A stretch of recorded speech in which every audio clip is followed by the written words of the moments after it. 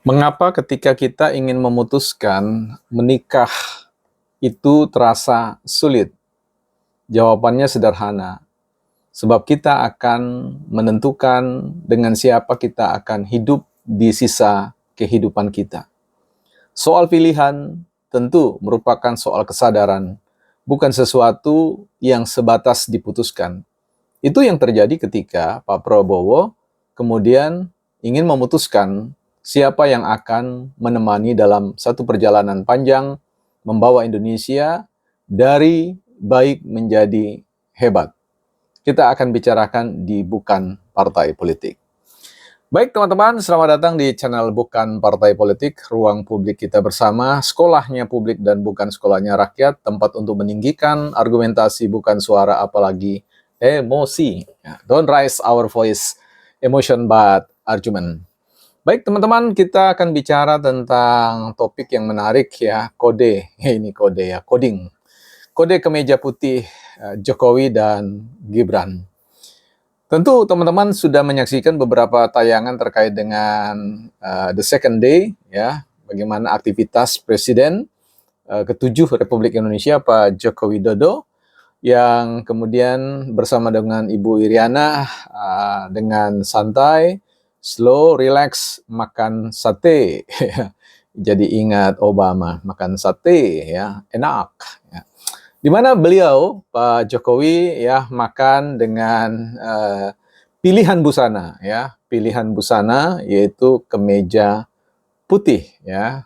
Ini jadi mengingatkan kita pada masa-masa di mana beliau membangun kabinetnya dan kemudian dress code-nya adalah kemeja putih ya, melambangkan ketulusan, kesederhanaan dan tentu sesuatu yang mudah untuk mendisplay noda-noda yang ada, artinya transparan ya. Jadi pemerintahan yang cukup transparan untuk bisa dimasuki orang untuk dianalisis bersama, sekalipun ada pandangan-pandangan yang berbeda dengan apa yang saya sampaikan di sini.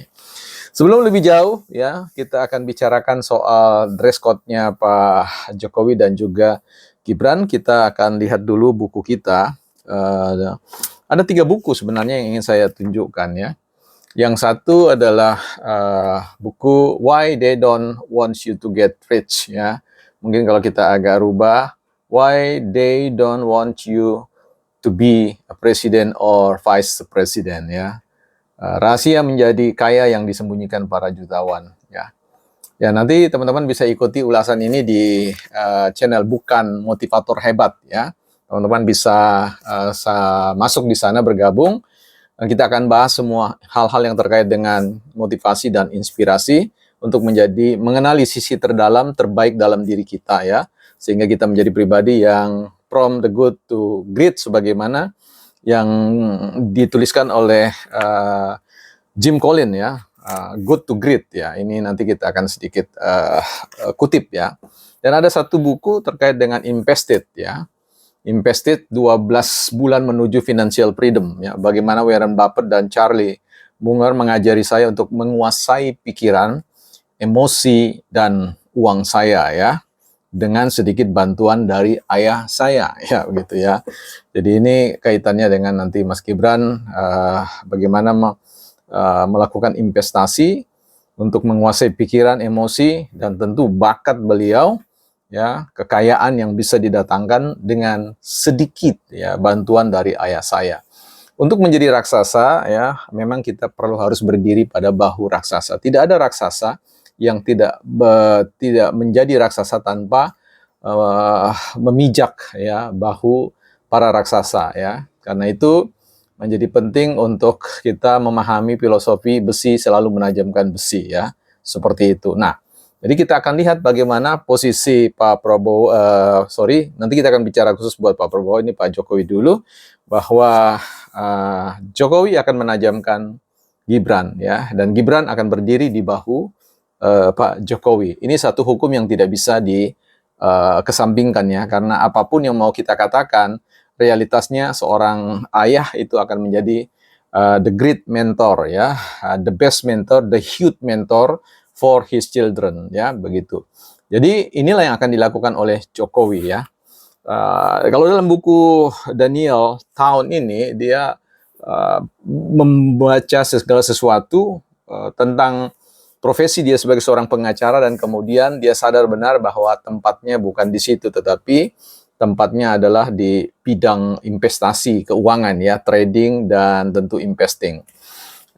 Kemudian ini yang kemudian menjadi pintu masuk buat kita untuk juga membahas dua buku tadi itu, Good to Great, ya, baik menjadi hebat. Ya, kita akan lihat bagaimana Gibran, seorang anak muda, seorang ayah muda yang baik dan akan menjadi hebat, ya, bukan terlepas dari persoalan siapapun mau bicara tentang Gibran, tentu cara memandang manusia sangat baik kalau kita memandang sisi baiknya, ya. Sisi yang tidak baiknya bisiki saja, ya, tapi sisi baiknya promosikan, publikasikan. Dalam buku, ini buku yang paling laris, ya, lebih terjual dari 3 juta buku pada masanya, ya. Saya beli dulu di tahun 2004, ya, tanggal 22/04. Jadi saya punya kebiasaan itu menuliskan anunya di sini, teman-teman, ya. Tempat membeli dan kemudian tanggal membeli serta tahun. Di halaman 27 dituliskan kehebatan, ya, kehebatan ternyata pada dasarnya adalah masalah pilihan yang dibuat dengan sadar, ya. Masalah pilihan yang dibuat dengan sadar. Nah, jadi dalam hal ini kehebatan itu bukan sesuatu yang tiba-tiba terjadi, ya.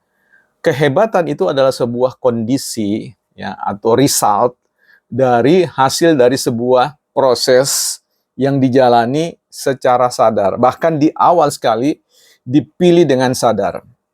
Sebagaimana yang saya sampaikan di awal, ketika kita ingin menikah, kita harus memutuskan siapa yang akan menjadi pendamping kita dengan penuh kesadaran bahwa sisa hidup kita ini akan dijalani bersama dengan dia, si dia.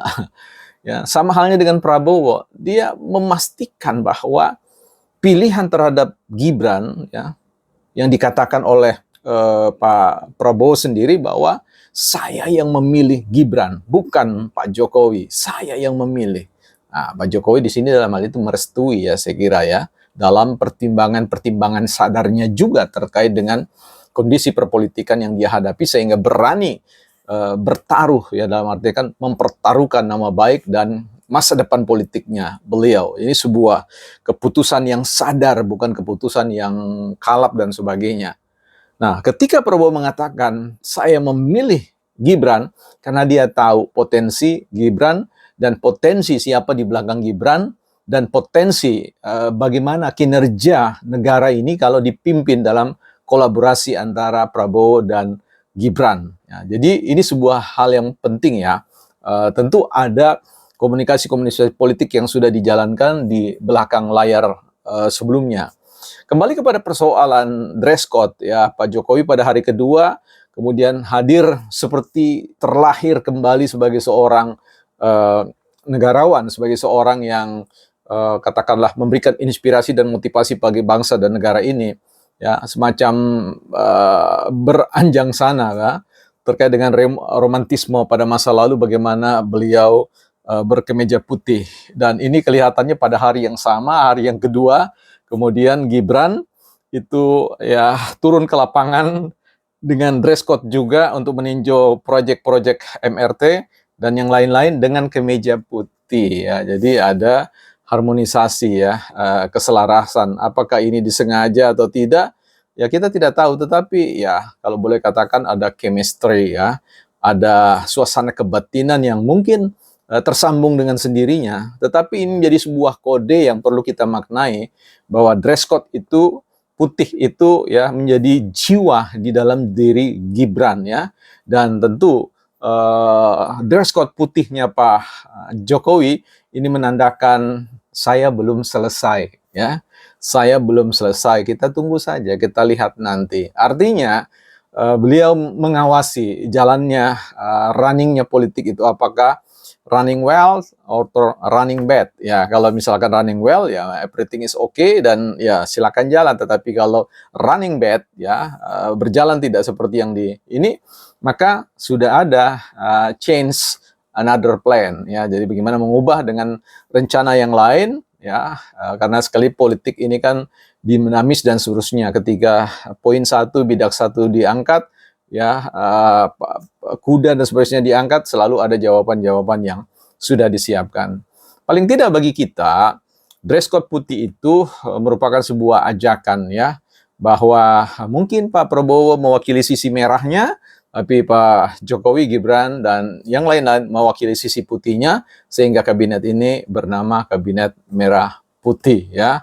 Tentu dalam tafsiran-tafsiran yang lain. Oke, so saya kira apapun yang dilakukan, baik Prabowo, Pak Jokowi, Gibran, dan kita sebagai konstituen melakukan pilihan yang terbaik, ya, pilihan sadar, ya. Jadi pilihan sadar, yakin bahwa masa depan Indonesia di bawah kepemimpinan Prabowo dan Gibran adalah masa depan yang jauh lebih baik lagi, ya. Dan selalu demikian dengan pergantian kontestasi kepentingan kepemimpinan politik, ya. Kontestasi pimpinan nomor 1, ya, number 1 and number 2 in our country, in our state, in our republic, bukan partai politik.